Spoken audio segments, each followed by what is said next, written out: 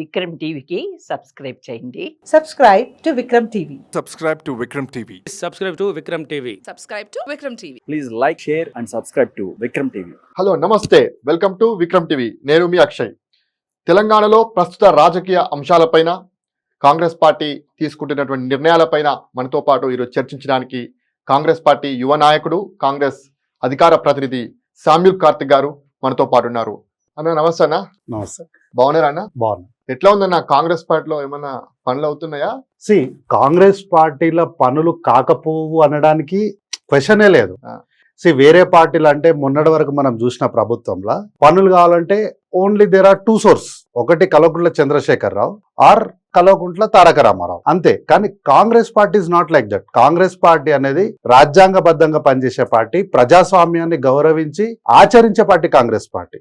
So Congress పార్టీల పనులు కావు అంటే మీ పనులు అవుతున్నాయా, ప్రజల పనులు అవుతున్నాయా? మా పనులైనా ప్రజల పనులైనా. ఇప్పుడు నేను ఎందుకు ప్రజాస్వామ్య పార్టీ అన్నాను కాంగ్రెస్ పార్టీని అంటే, మీరు ఎప్పుడైనా ఎక్కడైనా ఏ రోజైనా ముఖ్యమంత్రి గారు వెళ్ళి ప్రజల్ని కలిసిన సందర్భాలు మీరు ఎప్పుడైనా చూసిండ్రా? ఈ రోజు ముఖ్యమంత్రి గారే ప్రజలను అంటే ఉద్యోగస్తులను కానీ, విద్యార్థులను కానీ, మహిళల్ని కానీ, లేకపోతే యువకుల్ని కానీ స్పోర్ట్స్ మీట్ అని ఇట్లా ప్రజలతోని మమేకం అవుతున్న ముఖ్యమంత్రిని మనం ఈరోజు చూస్తున్నాం.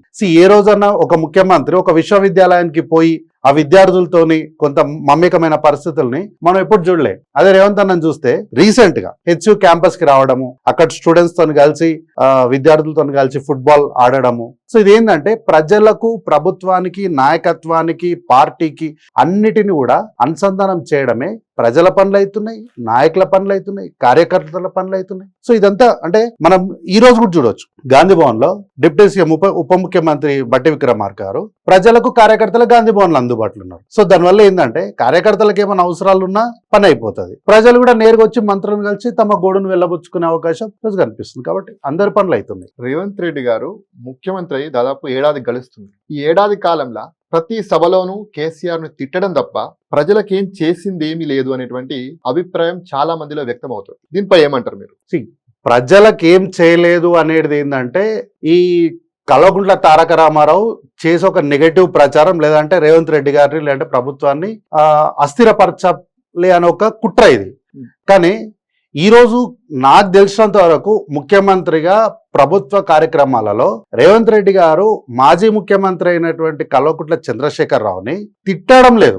ఆయన ఏమంటుండంటే, నువ్వు అసెంబ్లీకి రమ్మంటుండు, అసెంబ్లీకి నువ్వు రా, మనం చర్చ చేద్దాం అంటుండు. నీ మీద నేనేదో పగ తీర్చుకుంటా, లేకపోతే నిన్నేదో నేను అవమానిస్తాను అంటలేడు. నువ్వు 10 ఏళ్ళు ఈ రాష్ట్రానికి ముఖ్యమంత్రిగా పనిచేసినావు కాబట్టి ప్రధాన ప్రతిపక్ష నాయకుడిగా, సభానాయకుడిగా మీరు ఇద్దరు ఉంటే సభలో మాట్లాడితే అది రాష్ట్ర ప్రజలకు, తెలంగాణ సమాజానికి మేలు జరుగుతుంది, మంచి జరుగుతున్న ఉద్దేశంతో ప్రతిసారి రేవంత్ అన్న ఏమంటుండే, చంద్రశేఖరరావు గారి పేరు తీసుకొని వారిని అసెంబ్లీకి రమ్మనే చెప్తున్నాడు తప్ప తిట్టడం లేదు. ఇప్పుడు ఏడాది కాలంలో ఏం చేయలేదని అనొద్దు. ఎందుకంటే ఆరోగ్యశ్రీని 10 లక్షలు అంటే ఉన్న వాటిని 10 లక్షలు ఎక్స్టెన్షన్ ఇస్తామని చెప్పినాం కదా, ఎక్స్టెన్షన్ ఇచ్చినాం కదా.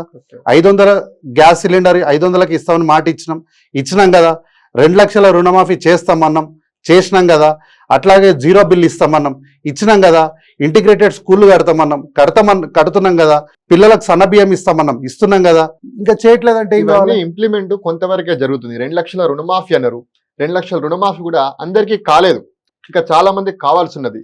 ఏదైతే 200 యూనిట్ల విద్యుత్ ఉంది కదా, ఆ విద్యుత్ కూడా చాలా మందికి ఇంకా అందుబాటులో లేదు. అయితే ఇప్పుడు చాలా మందికి 2 లక్షల రుణమాఫీ కాలేదు అంటే సింహభాగం అయిపోయింది, కొంత మిగిలింది. అయితే ఆ తప్పిదం కూడా ప్రభుత్వం నుంచి ఉన్న తప్పిదం కాదు, అది బ్యాంకర్ల నుంచి ఉన్న తప్పిదం.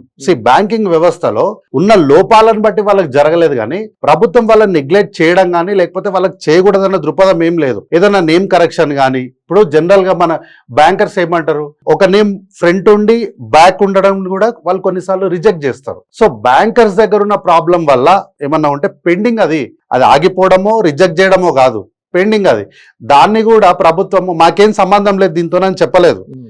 దానికి ప్రజాపాలన కేంద్రాలు పెట్టింది, బ్యాంకర్స్ దగ్గర, కలెక్టర్ ఆఫీసులో అన్ని దగ్గర కూడా కేంద్రాలను పెట్టి వాటికి సంబంధించినటువంటి ఏదైతే ఇన్ఫర్మేషన్ ఉంటుందో సమాచారాన్ని పూర్తిగా కేంద్రీకృతం చేసుకొని మిగిలిన యొక్క ఏదైతే 2 లక్షల రుణమాఫీ ఉందో దానికి చేయడానికి ప్రభుత్వం సిద్ధంగా ఉంది. తర్వాత ఏదైతే ఈ 200 యూనిట్ల ఉచిత కరెంటు గృహజ్యోతి కింద కానీ గ్యాస్ సిలిండర్ కానీ వాళ్ళకి ఏదైనా అందకపోతే అది ప్రభుత్వం ఏమీ ప్రజలకు దూరంగా లేదు. ప్రతి ప్రభుత్వ కార్యాలయంలో కూడా ప్రజాపాలన కేంద్రం పెట్టింది. ప్రజాపాలన కేంద్రంకి వెళ్ళి ఒక్క దరఖాస్తు ఇస్తే ఇమ్మీడియట్ గా అయిపోతుంది. సరే, ఓకే, 6 గ్యారంటీలు అంటున్నారు కదా. కాంగ్రెస్ పార్టీ అధికారంలోకి వచ్చిన 100 రోజుల్లోనే 6 గ్యారంటీలను అమలు చేస్తామని చెప్పేసి అప్పుడున్న నాయకులు చెప్పడం జరిగింది. ఇప్పటికీ ఏడాది గడుస్తుంది. 6 గ్యారంటీల్లో సగమే అయినాయి. ఇంకా సగం ఎప్పుడు మీరు అమలు చేస్తారు? ఇప్పుడు సగము అంటే నాకు తెలిసినంత వరకు 1-2 మాత్రమే బ్యాలెన్స్ ఉన్నాయి. ఒకటి మహిళలకు 2,500 ఇవ్వాలి, రెండొకటి 4,000 పెన్షన్ ఇస్తాం మనం. ఈ 2 మాత్రమే బ్యాలెన్స్ ఉంది. నిరుద్యోగ భృతి అన్నారు, కళ్యాణ లక్ష్మి. నిరుద్యోగ భృతి ఎప్పుడు అంటే మనం ఉద్యోగాలు ఇవ్వనప్పుడు నిరుద్యోగ భృతి గురించి మాట్లాడాలి. ప్రభుత్వం రావడంతోనే ఉద్యోగాల జాతరని మొదలుపెట్టింది. మీరెందుకు పెట్టిరు? అది గత ప్రభుత్వము బీఆర్ఎస్ పార్టీ ఇచ్చిన నోటిఫికేషన్లకు మీరు నియామక పత్రాలు ఇచ్చి మీరు 50,000 ఉద్యోగాలు అంటున్నారు. గత ప్రభుత్వం ఇచ్చినటువంటి నోటిఫికేషన్లు అవి. ఆ నోటిఫికేషన్లకు ఉద్యోగాలు పెట్టి నియామక పత్రాలు ఇచ్చారు. ఇప్పుడు వాళ్ళు 10 సంవత్సరాలు వాళ్ళు ఉన్నారు. నోటిఫికేషన్ ఇచ్చి దాన్ని కరెక్షన్ చేసి డిలే ఎందుకు చేసి నోటిఫికేషన్ ఇప్పుడు అట్లా కాదన్నా. ఇప్పుడు ఉద్యోగాలు మీరు ఏమన్నారు, వాళ్ళు ఇచ్చిన నోటిఫికేషన్ అన్నారు. ఎప్పుడు ఇచ్చారు వాళ్ళు నోటిఫికేషన్? ఎలక్షన్ ముందు ఇక ప్రభుత్వం మారడానికి సిద్ధంగా ఉంది అన్నప్పుడు నోటిఫికేషన్. అంటే ఏంది? ఇది ఒక ఎలక్షన్ స్టంట్ చేసిరు వాళ్ళకి ఎలక్షన్ స్టంట్ చేసి ఏంది? నోటిఫికేషన్ అయితే ఇద్దాము, నోటిఫికేషన్ ఇస్తే నిరుద్యోగులందరూ మళ్ళీ మనకు ఓటేస్తారు, మళ్ళీ మనం ప్రభుత్వం ఫామ్ చేద్దాం, మళ్ళీ మనం సైలెంట్గా ఉందామని ఒక కుట్ర చేసిరు వాళ్ళు. కానీ నిరుద్యోగులు కానీ, ప్రజలు కానీ, యువకులు కానీ, కుల సంఘాలు కానీ, మేధావులు కానీ ఎవరైనా సరే ఓటర్ అన్న ప్రతి ఒక్కరు కూడా వాళ్ళని నమ్మలేదు, కాంగ్రెస్ పార్టీని నమ్మారు. కాబట్టి ఇచ్చిన నోటిఫికేషన్లను జాప్యం చేయకుండా వెంటనే వాటిని కరెక్షన్ చేసి రిజల్ట్స్ ఇచ్చి వాళ్ళ ఉద్యోగ నియామ పత్రాలు ఇచ్చేసినాం. జాబ్ క్యాలెండర్ ప్రకారమే వాళ్ళకి జాబ్ నోటిఫికేషన్ వేసినాం. మొన్న గ్రూప్ ఎగ్జామ్స్ వేసినాము, అంతకుముందు 11,000 ఉద్యోగాలు వేసినాము, స్టాఫ్ నర్సులకు ఉద్యోగాలు ఇచ్చినాము, ఇప్పుడు మళ్ళీ గ్రూప్ 3 ఎగ్జామ్స్ రాసిరు. కాబట్టి ఉద్యోగాలను జాతర కింద ఉద్యోగాలు ఇచ్చేస్తున్నప్పుడు ఇంకా నిరుద్యోగ భృతి గురించి ఏముంది? సరే, ఓకే, కాంగ్రెస్ పార్టీ ఒక డైవర్షన్ పాలిటిక్స్ చేస్తుంది. 6 గ్యారంటీలను అట్టకెక్కించేందుకు కాంగ్రెస్ పార్టీ ఎప్పుడు కూడా ఒక కొత్త అంశాన్ని తెరపైకి తీసుకొస్తుంది. ఒకసారి కాళేశ్వరం అవినీతి జరిగిందని, ఒకసారి మేడిగడ్డ కుంగిందని, ఒకసారి డ్రగ్స్ కేసు అని, ఒకసారి రేవ్ పార్టీలని, ఇంకా ఫోన్ ట్యాపింగ్ అని, ఇప్పుడు కొత్తగా లగచర్ల ఇష్యూ కూడా తెరపైకి వచ్చింది అని బీఆర్ఎస్ పార్టీ నేతలు విమర్శిస్తున్నారు. ఇప్పుడు బీఆర్ఎస్ పార్టీ నేతలు వాళ్ళు ఏదో ఒక రకంగా మీడియాలో బ్రతకడానికి, ఓన్లీ బ్రతుకు తెరువు కోసం మీడియాలో బ్రతకడానికి, లేదంటే టీ న్యూస్ ని, నమస్తే తెలంగాణ పేపర్ ని బ్రతికించుకోవడానికి వాళ్ళ ఇన్కమ్ కోసం మాత్రమే వాళ్ళు డైవర్షన్ చేస్తున్నారు. ఇప్పుడు కాళేశ్వరం చెప్పినా, లఘుచర్ల చెప్పినా, ఇంకోటి చెప్పినా ప్రభుత్వ పథకాల అమల్లో మాత్రం ఎక్కడికి వెనక్కి పోతలేం కదా. ఇప్పుడు మీరు ఎన్ని కాళేశ్వరం చెప్పినా ఈ కాళేశ్వరం గురించి చెప్పుకుంటేనే ఫ్రీ బస్ ఇచ్చినాం కదా, ఈ కాళేశ్వరం గురించి చెప్పుకుంటేనే రాజీవ్ ఆరోగ్యశ్రీని 10 లక్షలకు పెంచినాం కదా, ఈ కాళేశ్వరం ని చెప్పుకుంటేనే మీకు గృహజ్యోతిని ఇంప్లిమెంట్ చేసినాం కదా, ఈ కాళేశ్వరం చెప్పుకుంటేనే 500 సిలిండర్ యొక్క కన్ఫర్మేషన్ లెటర్స్ రేషన్ షాప్ లో పిలిచి ఇచ్చినాం కదా. కాంగ్రెస్ పార్టీ ఎన్నికల ముందు దాదాపు 420 హామీలు ఇచ్చింది. మీరు అమలు చేసింది కనీసం 1,000 సంఖ్యలోనే. ఇప్పుడు వీళ్ళు ఎట్లుంది అంటే వీళ్ళు 10 ఏళ్ళ అధికారంలో ఉండి వీళ్ళు ఏం చేయకుండా ఏమంటున్నారు, వీళ్ళు 10 ఏళ్ళ అధికారంలో ఉండి వీళ్ళు ఏం చేయకుండా 400 హామీలు ఇచ్చిరు, వీళ్ళు ఏం చేయట్లేదని ఎప్పుడు అంటున్నారు? సంవత్సరం కూడా తిరగకముందే అంటున్నారు. ఇదే కల్వకుంట్ల తారక రామారావు 2014, 15, 16, 17 మీరు కావాలంటే పాత రికార్డు చూసుకోవచ్చు. ఈ 4 సంవత్సరాలు ప్రతి చోట పాడిందే పాట పాసినోట అన్నట్టు ఈ కాంగ్రెస్ వాళ్ళు మాకు చందమామ అప్పైపోయినట్టు, మా చేతిలో అద్భుత దీపం ఉన్నట్టు, మా చిన్న పసిపిల్ల ప్రభుత్వము, మా ప్రభుత్వాన్ని విమర్శిస్తున్నారు. మీకు ఆ రోజు చందమామని అప్పయిపోయినాం బాస్. తెలంగాణ రాష్ట్రాన్ని మిగులు బడ్జెట్ తో ఇచ్చినాం మేము.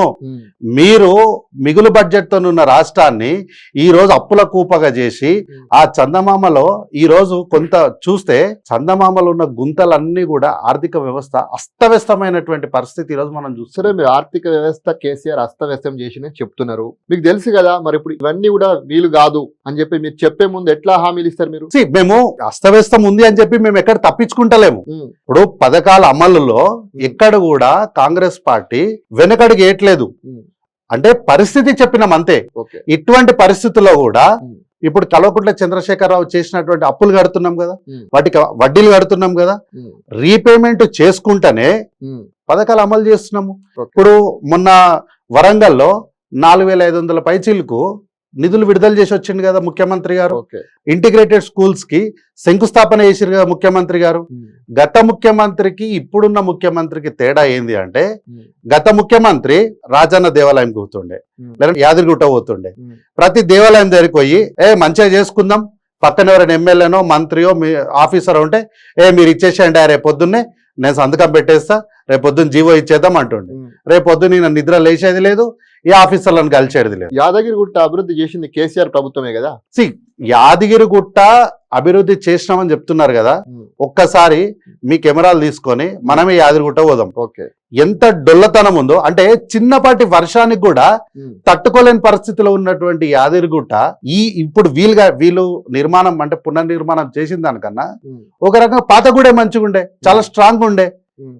వీళ్ళు అనవసరంగా వచ్చి ఉన్నదాన్ని మొత్తం కూడా సర్వనాశనం చేసి కేవలం కాంట్రాక్టర్లు, డబ్బులు, కమిషన్లు, ఉమ్. దీనికోసమే వీళ్ళు ముందుకు వచ్చారు. అయితే ఇప్పుడున్న ముఖ్యమంత్రి ఏంటంటే, ఫస్ట్ వాళ్ళకి జీవో ఇస్తున్నాడు, ఉమ్. ఫస్ట్ వాళ్ళకు నిధులు విడుదల చేస్తున్నాడు. ఓకే. జీవో ఇచ్చి నిధులు విడుదల చేసి ఆ ప్రాంతానికి వెళ్ళి మీకు ఈ జీవో ఇచ్చినాము, ఇన్ని నిధులు ఇచ్చినాము, ఉమ్. మేము ఇచ్చినామని చెప్తున్నాడు ముఖ్యమంత్రి గారు. ఇప్పుడున్న ముఖ్యమంత్రి ఇంతకు ముందు ఆయన ఉండి నీకు ఇస్తామని చెప్పి వచ్చేస్తుండే. ఇది అప్పుడున్న ముఖ్యమంత్రికి ఇప్పుడున్న ముఖ్యమంత్రికి తేడా. సరే, ఇటీవల కేటీఆర్ అరెస్టుపై రాజకీయ వర్గాల్లో విపరీతంగా చర్చ జరుగుతుంది. అసలు కేటీఆర్ అరెస్ట్ అవుతారా? అరెస్ట్ అవుతే ఏ కేసులో అరెస్ట్ అవుతారు? లగచర్ల ఇష్యూనా, ఫోన్ ట్యాపింగా, లేకపోతే మీరు పెట్టినటువంటి 55 కోట్ల కేసా? ఇప్పుడు 55 కోట్ల కేసు అని మేము కొత్తగా పెట్టింది ఏం లేదు బ్రదర్. ఉమ్. ఆయన్నే ఒక నేషనల్ మీడియాతో మాట్లాడుకుంటా ఉమ్. 55 కోట్లు యాజ్ అ మినిస్టర్ గా నేనే తీసుకున్నా అని ఆయన్నే చెప్పిండు. ఆయన ఇచ్చినా అని చెప్తున్నాడు, తీసుకోలేదని చెప్పలేదు. ఇప్పుడు నేను ఇచ్చినా అంటే మంత్రిగా నేను తీసుకొని నేను చేసిన ఈ రేసింగ్ చేసిన అని అంటుండు. కానీ అంతకన్నా ముందు ఇంకో మీడియాతో మాట్లాడుకుంటే ఏమన్నాడు, 2-3 సంస్థల పేర్లు చెప్పుకుంటా ఫస్ట్ ఒక ఆయన చేసిండు, నాకు లాభం రాలేదు అని చెప్పి దాన్ని అచ్చ తెలుగులో ఒక మాట చెప్పిండు. ఆ పదం ఎవరికి అర్థం కాని పదం, కొన్నిసార్లు నాకు కూడా పలకనికి రాని పదము.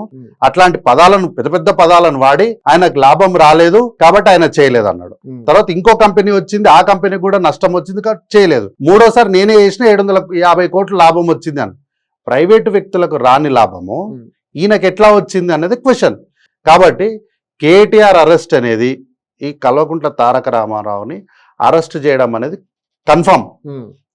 అందుకే దానికోసం మేము ప్రత్యేకంగా కల్వకుంట్ల తారక రావుని మేమేం ప్రత్యేకంగా టార్గెట్ చేయాల్సిన అవసరం ఏం లేదు. అన్ని ఆయన చేసిన అవినీతి, ఆయన చేసిన కుంభకోణము, ఒక రకంగా ఆయన చేసిన దొంగతనాలు అన్నీ కూడా చిట్టా బయటికి అన్ని రెడీగా ఉన్నాయి.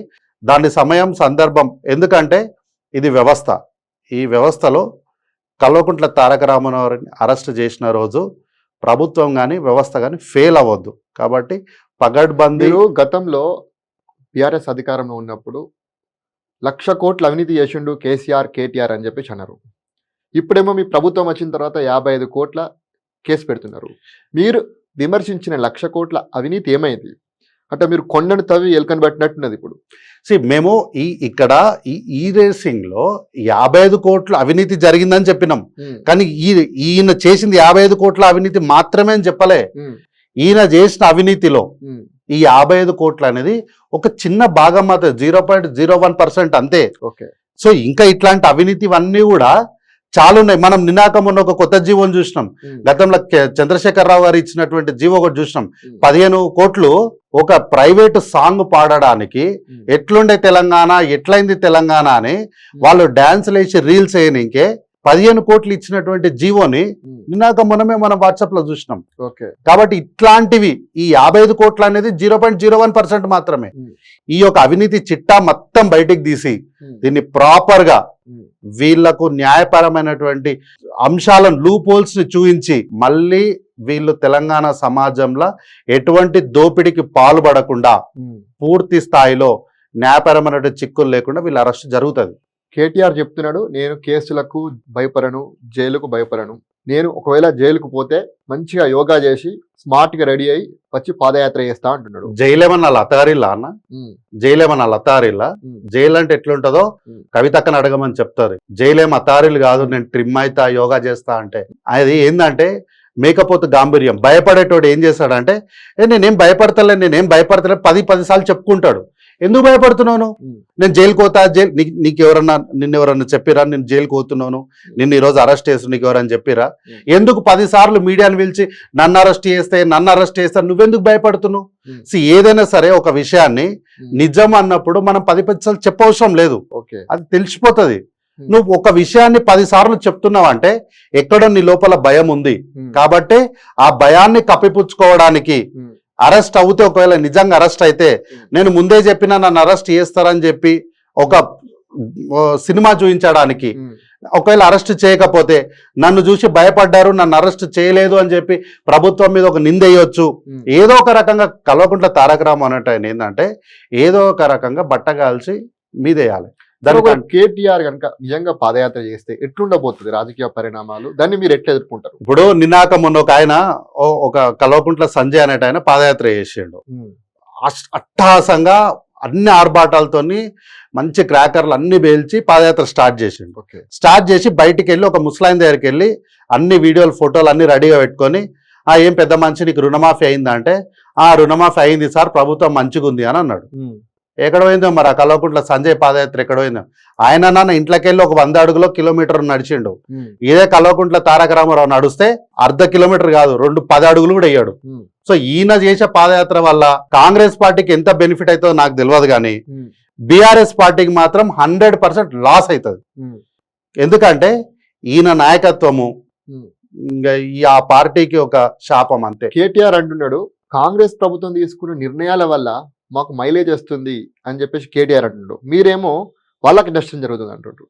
ఇప్పుడు మేము తీసుకునే దానివల్ల నిజంగా ఒకవేళ భారత పార్టీకి గనక మైలేజ్ వచ్చేది ఉంటే కల్వకుంట్ల చంద్రశేఖర అనేట ఆయన ఇంట్లో కూర్చోడు. అట్లా ఆయన ఆల్రెడీ బయటికి వచ్చి ఖచ్చితంగా ప్రజల మధ్యలో ఉంటాడు. వీళ్ళ పార్టీ రోజు రోజుకు క్షీణిస్తుంది అని చెప్పడానికి ప్రత్యక్ష సజీవ సాక్ష్యమే కల్వకుంట్ల చంద్రశేఖరరావు అన్నట్టు. ఆయన ప్రజలకు మొహం చూపించలేని పరిస్థితి ఈరోజు.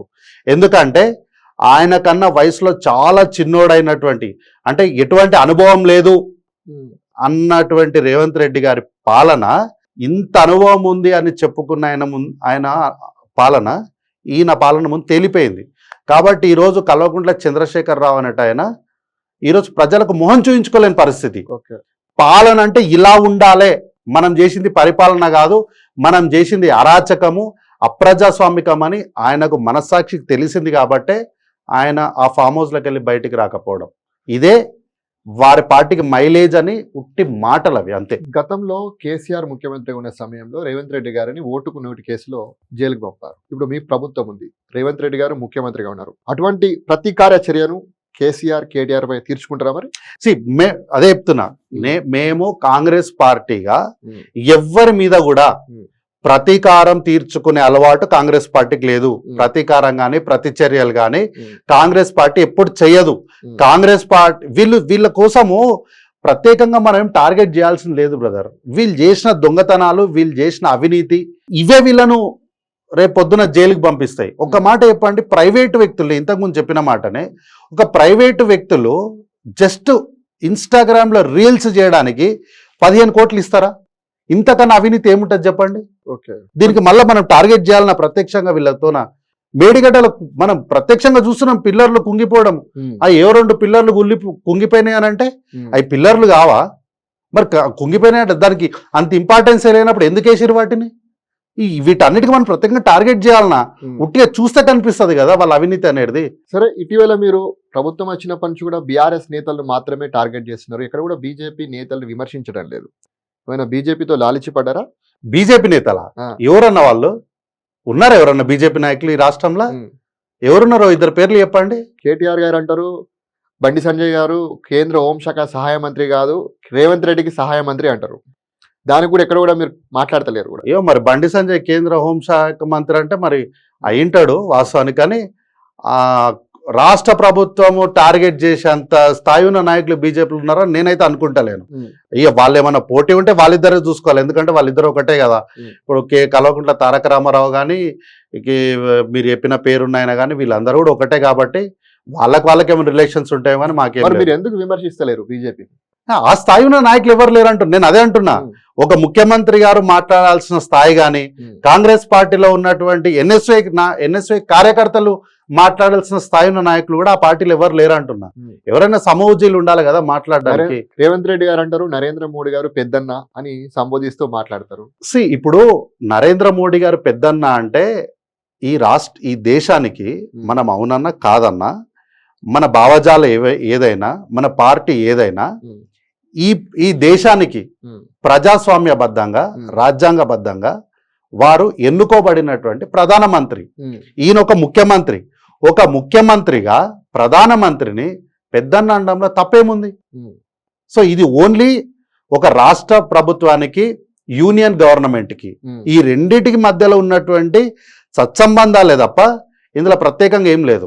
అంతే అంటారా? లేకపోతే బీజేపీతో టచ్ లో ఉన్నారా రేవంత్ రెడ్డి? బీజేపీతోని టచ్ లో ఉండాల్సిన సవాల్ లేదు. నేను ఒక మాట చెప్తున్నా బ్రదర్, కాంగ్రెస్ పార్టీకి మతపరంగా రాజకీయాలు చేస్తున్నటువంటి బీజేపీతో గాని, సోనియా గాంధీ గారిని మోసం చేసినటువంటి కల్వకుంట్ల చంద్రశేఖర్ రావుతో గాని లాలుచి పడాల్సిన అవసరం కాంగ్రెస్ పార్టీకి లేదు. చాలా సార్లు రాహుల్ గాంధీ గారు ఒక మాట చెప్పారు, ఎన్నికలల్లా ఒకసారి కాదు 10 సార్లు ఓడిపోతాం కానీ సత్యాన్ని మాత్రం మేము వీడము. అంటే దాని అర్థం ఏంది? ఓటమిని అంగీకరించడానికి మేము ఈ 5 ఏళ్ళు కాదు, ఇంకో 50 ఏళ్ళు ప్రధాన ప్రతిపక్ష పార్టీగా ఉన్న ప్రజల పక్షాన నిటారుగా నిలబడి కొట్లాడతాం. కానీ దానికోసము ఎవరో ఒకరి దగ్గర లాలూచి పడాల్సిన అవసరం కాంగ్రెస్ పార్టీకి అస్సలు లేదు, ఎక్కడ కూడా లేదు. హైడ్రా విషయంలో కాంగ్రెస్ ప్రభుత్వం పట్ల ప్రజల్లో వ్యతిరేకత అనేది వచ్చింది. పెద్దల ఇండ్లను వదిలేసి పేదల ఇండ్లను కూల్చుతున్నారు అనేటువంటి ఆరోపణలు వస్తుంది. వాళ్ళ అసదుద్దీన్ ఓవైసీ కానీ, అదేవిధంగా మన మల్లారెడ్డికి సంబంధించి కానీ, అదేవిధంగా సీఎం సోదరుడు తిరుపతి రెడ్డికి సంబంధించిన ఇల్లు కూడా బఫర్ జోన్లోనే ఉందని చెప్పేసి మనందరూ కూడా తెలుసు. దానిపైన హైడ్రా కూడా సైలెంట్ అయిపోయింది. అయితే హైడ్రా విషయంలో వ్యతిరేకత అనేది కొంత ఈ కల్వకుంట్ల తారక రామారావు పెంచి పోషించినటువంటి పాత్ర ఇది. ఎందుకంటే మనం గతంలో చూసినాం, ఎవరైతే రేవంత్ రెడ్డి గారిని ఈ ప్రజాప్రభుత్వం కాంగ్రెస్ పార్టీని తిట్టిన వాళ్ళే మళ్ళీ అదే మీడియా ముందుకు వచ్చి మాకు తెలియక మాట్లాడినాము కాబట్టి మా మాటల్ని వెనక్కి తీసుకుంటున్నాము అని చూసిన పరిస్థితులు కూడా మనం ఉన్నాం. ఎవరండి పెద్దవాళ్ళు, ఎవరండి చిన్నవాళ్ళు? చట్టం ముందు ప్రభుత్వం ముందు అందరూ ఒకటే. ఎప్పుడు మల్లారెడ్డి ఊలగొడుతున్నారు? ఫస్ట్ మొదలుపెట్టిందే మల్లారెడ్డి దగ్గర నుంచి. మీకు తెలుసు అంటే మనకు అంటే ఈ హైడ్రా వచ్చిన తర్వాత మనం అసలు విషయాన్ని మర్చిపోయినాం, కానీ అసలు ఫస్ట్ మొదలు పెట్టిందే మల్లారెడ్డి దగ్గరికి వెళ్ళి. మీరు కావాలంటే రికార్డ్ చూసుకోండి, మల్లారెడ్డి గారి కాలేజ్ కూల్చివేత అనే వార్తను మనమే చూసినాం. వార్తలు చూసినాం కానీ కూల్చలే లేదు, ఫస్ట్ కూలగొట్టిందే వాళ్ళది. ఫస్ట్ వాళ్ళది మైసమ్మ కూడా అట్నే ఉన్నది, గండి మైసమ్మ దగ్గర అట్నే ఉన్నది. ఫస్ట్ వాళ్ళు ఏవైతే నిబంధనలకు విరుద్ధంగా నిర్మాణం జరిగిందో ఫస్ట్ అధికారులు పోయి కూలగొట్టిందే వాళ్ళ దగ్గర. ఈ విషయంలో అధికారులను అడ్డుకున్నందుకు మల్లారెడ్డి గారి మీద కేసులు కూడా అయినాయి. రాజశేఖర రెడ్డి గారి వాళ్ళ అల్లుడు గారు అయినటువంటి మర్రి రాజశేఖర రెడ్డి గారి మీద కూడా కేసులు అయినాయి. ఎవరు చిన్నవాళ్ళు పెద్దవాళ్ళు కాదు, 4 కోట్ల బిల్డింగ్ కట్టుకున్నాడు చిన్నోడు కాదు. కూల్చాల్సినవి చాలా ఉన్నాయి. మరి ఇప్పుడు మనం అన్ని ఒకేసారి రాత్రికి అన్ని ఒకేసారి చేయలేము. హైడ్రాకు ఒక స్టార్టింగ్ లో ఉన్నంత ఏదైతే ఉందో అది ఇప్పుడు లేదు, సైలెంట్ అయిపోయింది. సైలెంట్ అని ఏం లేదు, దానికి ఏంటంటే కొంతమంది దీనికి చట్టబద్ధత ఉందా అని చెప్పి కొంతమంది కోర్టుకు వెళ్ళడం జరిగింది. కాబట్టి కోర్టు కొన్ని డైరెక్షన్స్ ఇచ్చింది.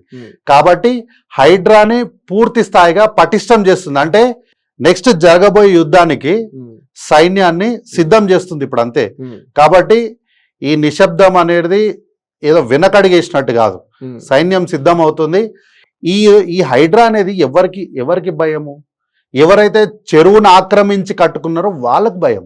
4 కోట్ల బిల్డింగ్ పోయింది, 2 కోట్ల బిల్డింగ్ పోయిందని చెప్తున్న వాళ్ళు చిన్నోళ్ళు ఎందుకు అవుతారండి? చిన్నోళ్ళు అయితే 4 కోట్ల బిల్డింగ్ కడతారా వాళ్ళు? అంటే కనీసం వాళ్ళు 4 కోట్ల బిల్డింగ్ కట్టేటోళ్ళు ఇది చెరువా కాదా, ఇంతకుముందు ఇక్కడ ఏముంది కానీ బేసిక్ చూసుకోకుండా వాళ్ళు ఇల్లు కట్టిరు అంతగానో పెద్దగా. సీఎం సోదరుడు తిరుపతి రెడ్డి గారు మాత్రం కోర్టుకు వెళ్ళేటువంటి సమయం హైడ్రా ఇచ్చింది. మీరు చెప్తున్న 4 కోట్లు 5 కోట్లు ఇల్లు కట్టుకున్నటువంటి వాళ్ళకి మరి ఎందుకు కోర్టుకు వెళ్ళే సమయం ఇవ్వలేదు? అందరికి కూడా ఎవ్వరికి కూడా సమయం ఇచ్చింది లేదు, ఎవరికి కూడా సమయం ఇచ్చింది లేదు. తిరుపతి రెడ్డి గారు మీ ఇల్లు కూలగొడుతున్నామని మార్కింగ్ చేసిన వెంటనే వారు బయటకు వచ్చి మీడియా పరంగా చెప్పిన మాట ఏంది, నాకు కొంత సమయం ఇస్తే నేను ఇల్లు మొత్తం ఖాళీ చేసి అటువంటి నేను వెళ్ళిపోతాను. పేద ప్రజలకు ఇవ్వలేదు. ఇప్పుడు పుస్తకాలు తీసుకునేటువంటి సమయం కూడా ఇవ్వలేదని చెప్పి ఇదే కల్వకుంట్ల తారక రామారావుకి సంబంధించినటువంటి కొన్ని ఛానల్స్ చేసినటువంటి ప్రమోషన్ ఇది. ఒక 15 ఏళ్ల బాలుడు కూడా ప్రమోషన్ చేస్తాడా? ఇప్పుడు ఈ 15 ఏళ్ల బాలుడు ఒక మాట చెప్తాను నేను, మంచేది చెడేది అని నిర్ణయించే వయసు అది కాదు. న్యాయానికి అన్యాయానికి నిర్ణయించుకునే వయసు ఆ పిల్లోడికి ఉందంటారా? నిజంగా ఉందంటారా ఆ పిల్లోడికి న్యాయం అన్యాయం అంటే ఏందో? కాబట్టి ఏంది అంటే పసిపిల్లలు ఏందంటే తెలిసి తెలియక మాట్లాడిన వాటిని ఎక్కువ హైప్ చేయడము ఈ కల్వకుంట్ల తారక రామారావుకి తెలిసిన అరాజకీయంలో భాగం. ఎందుకంటే ఈ తారక రామారావు అనేట ఆయన ఏంది అంటే ఎప్పుడు కూడా నేరుగా రాడు యుద్ధానికి, పిల్లల్ని ఆడవాళ్ళను ముందు పెట్టి యుద్ధానికి వస్తాడు. అందులో భాగమే ఇది జరిగింది తప్ప ఇప్పుడు పేదవాళ్ళ ఇండ్లు అంటే ఇక్కడ మన మాదాపూర్లో ఒక సైట్ మీద హైడ్రా వెళ్ళింది, అక్కడ ఒక ఆయన మాల వేసుకున్నాయని ఉన్నాడు. అయితే ఈ విషయము కమిషనర్ గారు చెప్పే వరకు చాలా మందికి తెలియదు. ఏంది అంటే చాలా మంది అరే మాలలో ఉన్న వ్యక్తిని పోలీసులు ముందెనక చూడకుండా అరెస్ట్ చేసినారే అని చాలా మంది ఇబ్బంది పడ్డారు. కానీ ఆయన ఎందుకు మీద పెట్రోల్ పోసుకొని ఎందుకంత డ్రామా చేసినాడంటే ఆయన వాటర్ ట్యాంకర్ల దందా చేస్తున్నాడు. ఆ చెరువులో ఉన్న వాటర్ని కానీ లేకపోతే చుట్టుపక్కల ఉన్నటువంటి వాటర్ని లిఫ్ట్ చేసి చెరువును మొత్తం కూడా పూర్ చేసి అక్కడ ట్యాంకర్లను పార్కింగ్ చేసుకోవడానికి వాడుకున్నాడు. అందుకోసము కొంతమంది నిర్వాసితులు అంటే ఈ ఇల్లు లేనటువంటి పేదవాళ్ళను ఆయన ఒక సైన్యం లాగా నిర్మించుకున్నాడు. సో హైడ్రా వెళ్ళినప్పుడు ఏమైంది అంటే ఫోకస్ అంతా పేదవాళ్ళ మీదకి వెళ్ళింది, కానీ అసలు దందా చేస్తున్న వాడు ఎస్కేప్ అయిపోయాడు. వాడు కూడా వీళ్ళతో పాటు కలిసిపోయాడు. అక్కడే ఓ చిన్న పాపను ఒక చిన్న బాబుని చూపించి మాకు ఇది అన్యాయం జరిగింది, మాకు అక్రమం జరిగిందని ఆ 15 ఏళ్ల పిల్లాడికి మంచి చెడు న్యాయం అన్యాయం ఏం తెలుస్తుందండి? సరే, హైడ్రా విషయంలో మీరు పేదల ఇండ్లు కూల్చారు, ఓకే. కానీ ఈ ప్రభుత్వంలో ఉన్నటువంటి ఇరిగేషన్ శాఖ అధికారులు, మున్సిపల్ అధికారులు, రెవెన్యూ అధికారులు వీళ్ళంతా పర్మిషన్లు ఇస్తేనే కదా వాళ్ళు ఇల్లు కట్టుకునేది. వీళ్ళందరూ కూడా వాళ్ళ మీద ఎందుకు చర్యలు లేవు? మరి 100% వాళ్ళ మీద కూడా చర్యలు ఉంటాయి, వాళ్ళ మీద కూడా 100% చర్యలు ఉంటాయి. ఎందుకంటే వాళ్ళందరూ కూడా ఇప్పుడు కాంగ్రెస్ పార్టీ అధికారం ఉన్నప్పుడు వాళ్ళు ఇచ్చినవి కాదు. వీళ్ళందరూ కూడా గత ప్రభుత్వంలో ఉన్నటువంటి నాయకుల ఒత్తిళ్ళకి ఇచ్చినారా లేకపోతే ఇందులో వీళ్ళది ఏమైనా పాత్ర ఉందా అనేది ఇన్వెస్టిగేషన్ చేసి తప్పు ఎవరైతే చేసినారో ఆ అధికారుల పైన తప్పకుండా చర్యలు ఉంటాయి. ఎందుకు అట్లాంటి అమీన్పూర్ తహసీల్దార్ మీద చర్యలు తీసుకోలేదా? తీసుకుంటాం. కానీ ఆ అధికారి పైన ఇప్పుడు ప్రభుత్వ అధికారి అంటే ఏంది, ఆయన మా పార్టీ కార్యకర్త కాదు లేదంటే ఇంకో పార్టీ కార్యకర్త కాదు, ఆయన ప్రభుత్వ ఉద్యోగి. ఏ పార్టీ అధికారంలోకి వచ్చినా కూడా వాళ్ళు అక్కడ శాశ్వతం. కాబట్టి ఈరోజు మనం వచ్చినాం కాబట్టి అధికారుల పైన కక్ష తీర్చుకోవాలనో లేకపోతే వాళ్ళని ఉద్యోగాలకు వెళ్ళి సస్పెండ్ చేయడము లేకపోతే నెపమంతా వాళ్ళ మీద వేసి వాళ్ళ ఆత్మస్థైర్యాన్ని అంటే పని చేసేటువంటి ఒక మోటివేషన్ని లేదంటే వాళ్ళ ఆత్మస్థైర్యాన్ని దెబ్బతీయకూడదని ప్రాపర్ డీటెయిల్స్ దొరికే వరకే ఎవరైనా తప్పు చేసిన వాళ్ళు ఉంటే, ఒకవేళ ఎవరైనా అధికారులు నేరుగా వాళ్ళే ఇటువంటి స్కామ్ లో కానీ లేకపోతే ఇటువంటి వాటిలో వాళ్ళ పాత్ర ఉంది అంటే డెఫినెట్గా government will take action on them. సరే, మూసీ నది ప్రక్షాళన విషయంలో చాలా మంది మూసీ పరివాహక ప్రాంతాల్లో నివసిస్తున్న ప్రజల్లో ఒక ఆందోళన నెలకొంది. దానిపైన కాంగ్రెస్ ప్రభుత్వం చాలా సీరియస్గా ఉంది. అయితే కనీసం ఆ పరివాహక ప్రాంతాల్లో నివసించేటువంటి ప్రజలకు ఎందుకు మీరు భరోసా ఇవ్వలేకపోతున్నారు? ముఖ్యమంత్రి గారేమో నల్గొండపై పాదయాత్ర చేస్తారు, అదే పాదయాత్ర మీరు మూసీ పరివాహక ప్రాంతాల్లో చేయొచ్చు కదా? ఇప్పుడు ఈ మూసీ వల్ల డైరెక్ట్ ఎఫెక్ట్ అవుతున్న ప్రజలు నల్గొండ ప్రజలు. దాని యొక్క ఎఫెక్ట్ ఎవరికి ఉంది అంటే నల్గొండ ప్రజలకు ఉంది. కాబట్టి అక్కడ సమస్య ఏంటి అని తెలుసుకోవడంలో ముఖ్యమంత్రి గారు వెళ్ళి అక్కడ పాదయాత్ర చేసిండు. అయితే నిర్వాసితులకు డబుల్ బెడ్రూమ్ ఇల్లు ఇచ్చి వాళ్ళ దారి ఖర్చులకు డబ్బులు ఇచ్చి అధికారులు దగ్గరుండి వాళ్ళ అవసరాలు అన్ని కూడా ఏం కావాలనో ఇచ్చినారని మేం చెప్తలేం కాంగ్రెస్ పార్టీ కార్యకర్తలం. ఆ లబ్ధి పొందిన లబ్ధిదారులే ప్రజలు, అధికారులు ప్రభుత్వము మమ్మల్ని బాగా చూసుకున్నారు. మేము అక్కడి నుంచి ఖాళీ చేసి రావడం కొంత బాధ అనిపించినా, ఇన్ని సంవత్సరాలు ఉన్న ప్రదేశాన్ని విడిచిపెట్టి రావడం మాకు కొంచెం బాధ అనిపించినా ఇక్కడ బాగుంది అని ప్రజలే కితాబిచ్చిండ్రు. సరే, మీ కాంగ్రెస్ నేతలే అంటే మధు యాష్కి గౌడ్ లాంటి నేతలు మూసీ ప్రక్షాళన విషయంలో ప్రభుత్వానికి వ్యతిరేకంగా మాట్లాడారు. మూసీ పరివాహక ప్రాంతాల్లో నివసించే ప్రజలకు నేను అండగా ఉంటానని మాట్లాడారు. మీ కాంగ్రెస్ పార్టీ నేతల్లోనే దీనిపై భిన్నాభిప్రాయాలు ఉన్నాయి. ఇప్పుడు మీరే అన్నారు భిన్నాభిప్రాయం అని మీరే అన్నారు. ఉమ్. అందులో మధుయాష్కి గారు ఏం వ్యతిరేకించలేదు దాన్ని. ఉమ్. ఏంది అంటే అక్కడ ఎవరైతే నష్టపోతున్నారో ఉమ్. అక్కడ ఆయన కాంటెస్టెడ్ ఎమ్మెల్యేగా ఓకే. బాధ్యత గల వ్యక్తిగా ఉమ్. నిర్వాసితులకు నేను అండగా నిలబడతా, మీకు న్యాయం చేస్తా, ప్రభుత్వంలో ఉన్నాం కాబట్టి ఉమ్. మీకు అండగా నిలబడాల్సిన బాధ్యత నా పైన ఉంది. ఉమ్. ప్రభుత్వం పరంగా మీకేమైనా ఇబ్బందులు ఉన్నా లేకపోతే ఎక్కడైనా ఏమన్నా వ్యవస్థలో లోపాలు ఉన్నా ఉమ్. వాటిని సరిదిద్దడంలో నేను మీ పక్షాన పోరాడతా అని చెప్పిండే కానీ ఉమ్. ఆయన ఏం ప్రభుత్వాన్ని వ్యతిరేకించడము లేకపోతే ప్రభుత్వాన్ని విమర్శించడం అట్లేం చేయలేదు. ఉమ్. అక్కడ ప్రజలకు అన్న ఏ పార్టీలో ఉన్నా ఉమ్. నాయకులుగా ఉమ్. రాజకీయాల్లో ఉమ్. ప్రజలకు అండగా ఉండాల్సిన బాధ్యత ప్రప్రదమైనటువంటి లక్షణం. ఉమ్. దాన్ని ఆయన సరే, నిర్వర్తించారు. మీరు మూసీ నిర్వాసితులకు మరి ఏం భరోసా కల్పిస్తున్నారు?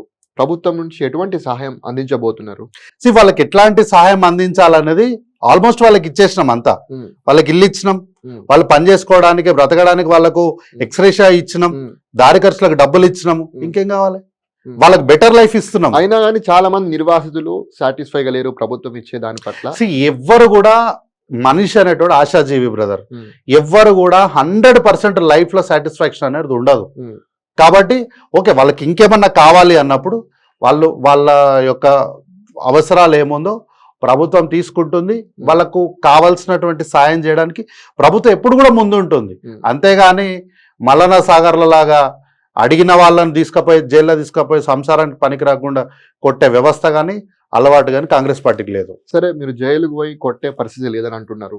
సరే, మొన్న జరిగినటువంటి లగచర్ల కలెక్టర్పై దాడి ఘటనలో చాలా మందిని మీరు జైలుకు తీసుకెళ్లి 3rd డిగ్రీ చేస్తున్నటువంటి చాలా మంది కూడా ఆరోపణ చేస్తున్నారు. దీనిపై ఏమంటారు? మరి ఇప్పుడు మేము జైలుకు తీసుకుపోయినాము, ఒక 3rd డిగ్రీ ఉపయోగించినాం అని అంటున్నారు కదా.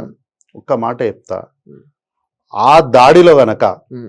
ఒక కలెక్టర్ చనిపోయి ఉండి ఉనింటే, ఉమ్. మీ దాడిలో ఒక అధికారి ఏమైనా చనిపోయి ఉండి ఉనింటే ఉమ్. ప్రభుత్వం పరిస్థితి ఏముంటుండే? కలెక్టర్ తనపై దాడి జరగలేదు అని చెప్పేసి చెప్తున్నారు. See, అది ఆయన పెద్దరికం. ఉమ్. ఆయన ఉమ్. IAS గా, Hmm. అడ్మినిస్ట్రేటర్ గా, ఉమ్. ఆ జిల్లా ప్రథమ పౌరుడిగా, ఉమ్. పెద్దన్నగా ఉమ్. అక్కడ జరిగిన దానిని ఉమ్. దాడిగానో సంఘర్షణగానో చూసి అదొక పెద్ద ఇష్యూ చేసి ప్రభుత్వానికి చెడ్డ పేరు రావడం ఆయనకి ఇష్టం లేదు. కాబట్టి ప్రజలకు, ఉద్యోగస్తులకు, వ్యవస్థకు, ప్రభుత్వానికి అన్నిటి కూడా సారథిగా ఉండే పెద్ద వ్యక్తిగా పెద్ద మనసును చాటుకున్నాడు. దాన్ని ఉమ్. We should appreciate. మనం ఆ కలెక్టర్ గారిని అప్రిషియేట్ చేయాలి. కానీ చాలా మంది అమాయకులను టిఆర్ఎస్ కార్యకర్తలని, అమాయక టిఆర్ఎస్ కార్యకర్తలని జైల్లో పెట్టి 3rd డిగ్రీ చేస్తున్నారని చెప్పేసి కేటీఆర్ ఆరోపిస్తున్నారు. ఎవరండి అమాయకులు? Hmm. ఎక్కడో ఊరు బయట Hmm. టెంట్లేసి కలెక్టర్ గారు చాలా క్లియర్ గా చెప్పారు, Hmm. బ్రదర్ ఆల్రెడీ ఇక్కడ వేసినాం సార్, ఇక్కడ టెంట్లు వేసినాము, ఏర్పాట్లు అన్ని చేసినాము, మరొకసారి ఇంకొకసారి అక్కడ మనం కార్యక్రమం పెట్టుకుందాము, ఇప్పటికైతే ఇక్కడికి సహకరించండి అని రిక్వెస్ట్ చేస్తే ఎంత తెలివిగా కలెక్టర్ గారిని ఊర్లోకి తీసుకెళ్ళి కనీసం కలెక్టర్ గారు కారు దిగినంత టైం కూడా ఇవ్వలేదు కదా. ఉమ్. కలెక్టర్ వెళ్ళడమే దాడి స్టార్ట్ చేసిర్రు. ఇంత ప్లాన్ చేసిన వాళ్ళు అమాయకులు అంటారా అండి? ఇంత ప్లాన్ చేసి కలెక్టర్ మీద మనం ఒక చిన్న కానిస్టేబులో లేకపోతే ప్రభుత్వ ఉద్యోగి అటెండర్ని తిట్టడానికో వాళ్ళ మీద కోపం పడడానికో మనం ఆలోచించే వ్యవస్థ మనది. అట్లాంటిది ఒక IAS కలెక్టర్ మీద దాడి అంటే వారి మీద తిరగబడే స్థాయికి వచ్చిన వాళ్ళు అమాయకుల వాళ్ళు. లగచర్లలో భూములు ఇవ్వలేని రైతులను సీఎం సోదరుడు అనుముల తిరుపతి రెడ్డి బెదిరిస్తున్నారని బూతులు తిట్టిన ఆడియో కూడా వైరల్ అవుతుంది. దీనిపై ఏమంటారు? నేను ఇదే మాట వేరే ఇంకొక దగ్గర కూడా చెప్పినా, మీకు కూడా చెప్తున్నా. నాకు తెలిసినంత వరకు రేవంత్ అన్ననే చాలా సార్లు ఒక ప్రముఖ టీవీ ఛానల్తో మాట్లాడుకుంటా నేను ఫోన్లలో మాట్లాడాను, మేము ఫోన్లలో మాట్లాడమని ముఖ్యమంత్రి గారే చెప్పారు. నాకు తెలిసినంత వరకు ఎనుముల ఫ్యామిలీలా మ్యాక్సిమం ఫోన్లలో మాట్లాడరు. ఓకే, ఎవరు కూడా ఫోన్లలో మాట్లాడరు. ఏదున్నా ఐదర్ పర్సన్ అన్న పంపించి మాట్లాడతారు, లేదా వాళ్ళు పిలిచన్న మాట్లాడతారు. కానీ ఈ ఫోన్లలో మాట్లాడేది మాత్రం వాళ్ళు ఉండదు. కాబట్టి ఆ ఆడియోలా తిరుపతి అన్న మాట్లాడిందంటే నేను నమ్మను, నేనైతే నమ్మా. ఇంకోటి, ఆ లాంగ్వేజ్ కానీ, అట్లాంటి అలవాటు కానీ, అట్లాంటి ఆలోచన విధానం కానీ సరే నిజంగా బెదిరిస్తున్నాడా? లేదు. నేను అదే చెప్తున్నా, అట్లాంటి ఆలోచన కానీ, ఇట్లా బెదిరింపులు, ఇట్లా దాడులు, ఇట్లా బ్లాక్మెయిల్లు, ఇవి తిరుపతి అన్న లక్షణమే కాదు. సీఎం గారి అల్లుడు కోసమే సీఎం గారి అల్లుడు ఫార్మా కంపెనీ కోసమే లగచర్లలో ఈ హకీంపేటలో భూసేకరణ జరుగుతుందని బీఆర్ఎస్ నేతలు ఆరోపణ చేస్తున్నారు. అంటే ఇంతకు ముందు ఈ బీఆర్ఎస్ వాళ్ళు ఫార్మాసిటీ అన్నది కూడా ఈ అల్లుడి గారి కోసమేనా? అంటే మీరు చేసే సంసారం ఎటువల్ చేసే వ్యభిచారమా? మీరు మాత్రం ఫార్మాసిటీ కోసం భూసేకరణ చేయొచ్చు, వేరే వాళ్ళు ఇంకో ప్రభుత్వం వచ్చి ఫార్మాసిటీ ఇక్కడ ఇండస్ట్రీస్ వస్తాయి, ఇక్కడ ప్రాంతం డెవలప్ చేయాలంటే మాత్రం అల్లుడి గారి కోసము మామగారి కోసం అని ఆరోపణలు చేస్తారా? మీరు చేయలేదా ఫార్మాసిటీ కోసం భూసేకరణ? మరి మీరు ఏ అల్లుడి కోసం చేశారు? సరే మీరన్న మాటనే అంట, రేవంత్ రెడ్డి అల్లుడి కోసం చేస్తున్నారు అంటున్నారు కదా, మరి మీరు చేసిన భూసేకరణ ఫార్మాసిటీ కోసము ఏ ఇంటి అల్లుడి కోసం చేసిండ్రు? కాబట్టి అభివృద్ధి జరిగేటప్పుడు అడ్డుకోవడానికి అల్లుడి గారి పేరు, అత్త పేరు, తమ్ముడి పేర్లను వాడి అస్థిరపరిచే ప్రయోగాలు చేయడంలో సరే మీరు ఆన్సర్ చెప్పట్లేదు. సీఎం గారి అల్లుడి యొక్క ఇన్వాల్వ్మెంట్ ఇందులో ఉందా? లేదు. ఇది నేరుగా ఒక ఫార్మా కంపెనీ ఇండస్ట్రీ వాళ్ళు ఇక్కడ పరిశ్రమ పెట్టి ఆ యొక్క ప్రాంత అభివృద్ధి కోసము అక్కడ ఉద్యోగాలు వస్తాయి, ఆ యొక్క ప్రాంతము అభివృద్ధి చెందుతుంది. ఎందుకంటే అక్కడి నుంచి రోజుకు చాలా మంది ట్రాన్స్పోర్ట్ జరుగుతూ ఉంటుంది కాబట్టి దానివల్ల అక్కడి ప్రజలకు జీవనోపాధి దొరుకుతుంది, అక్కడ ప్రాంతం డెవలప్ అవుతుంది. దానికోసమే తప్ప ఏ వ్యక్తి కోసమో ఏ కుటుంబ సభ్యుడి కోసమో పనిచేయాల్సిన అవసరము ఈ రాష్ట్ర ముఖ్యమంత్రికి ఇప్పుడున్న పరిస్థితి అయితే లేదు. సరే, బీఆర్ఎస్ నుంచి కాంగ్రెస్ లో చేరినటువంటి 10 మంది ఎమ్మెల్యేల పరిస్థితి ఏంది? వాళ్ళు బీఆర్ఎస్ లో ఉన్నట్ట కాంగ్రెస్ లో ఉన్నట్ట? అది బీఆర్ఎస్ పార్టీ వాళ్ళు కోర్టుకు వేసినారు, చట్ట పరిధిలో ఉంది, కోర్టు పరిధిలో ఉంది, మనం మాట్లాడితే కూడా బాగుండదు దాని గురించి. కాబట్టి దీనిపైన నిర్ణయం తీసుకోవాల్సింది స్పీకర్ గారు, దీనిపైన తీర్పు చెప్పాల్సింది కోర్టు. కాబట్టి కోర్టు పరిధిలో ఉంది కాబట్టి బెటర్ మనం దీని గురించి మాట్లాడుకోకపోవడం. సరే, ఇంకా ప్రభుత్వం ఇంకా 4 ఏళ్ళు ఉంది. ఈ 4 ఏళ్లలో ఈ ప్రభుత్వం ఎటువంటి నిర్ణయాలు తీసుకోబోతుంది? తెలంగాణ ప్రజలకు ఇంకా ఎటువంటి ఈ కార్యక్రమాలు చేయబోతుంది? ఇంకా మిగిలిన 4 సంవత్సరాల ప్రజాప్రభుత్వం ప్రజాపాలన అంటూ మొదలుపెట్టిన కాంగ్రెస్ పార్టీ గడిలను బద్దలు కొట్టుకుంటూ పాలనను మొదలుపెట్టినటువంటి కాంగ్రెస్ పార్టీ తెలంగాణ రాష్ట్రంలో డ్రగ్స్ అనేది లేకుండా చేస్తుంది. ఈరోజు డ్రగ్స్ పెట్లర్స్ హైదరాబాద్ తెలంగాణ ప్రాంత ప్రజలకు అంటే ప్రాంతానికి సంబంధించినటువంటి ఎవరైనా డ్రగ్ అడిగితే మేము మీకు ఇవ్వము అని రిజెక్ట్ చేసే పరిస్థితికి వచ్చింది. కాబట్టి రానున్న 4 సంవత్సరాల్లో తెలంగాణ రాష్ట్రం డ్రగ్ ఫ్రీ రాష్ట్రం అవుతుంది, తెలంగాణ రాష్ట్రం స్పోర్ట్స్ హబ్గా మారుతుంది, తెలంగాణ రాష్ట్రం ఆత్మహత్యలు లేని రైతులుగా తీర్చడానికి ఈ ప్రభుత్వం ప్రయత్నం చేస్తుంది. విద్యార్థులకు ఇంటిగ్రేటెడ్ ఎడ్యుకేషన్ ఇవ్వడం వల్ల ఈ మిగిలిన 4 సంవత్సరాల్లో విద్యకు అసలైన నిర్వచనం చెప్పే ప్రయత్నం ఈ కాంగ్రెస్ పార్టీ చేస్తుంది.